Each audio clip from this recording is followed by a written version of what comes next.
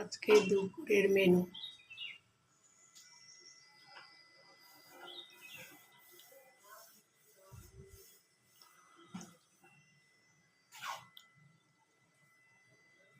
এখানে আছে ভাত,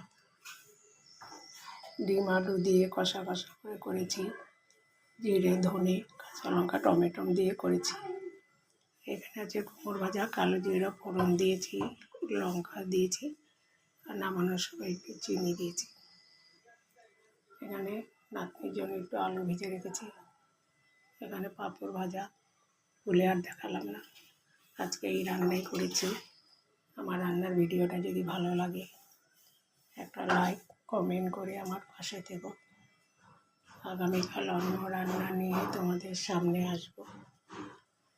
তোমরা ভালো থাকো, সুস্থ থাকো।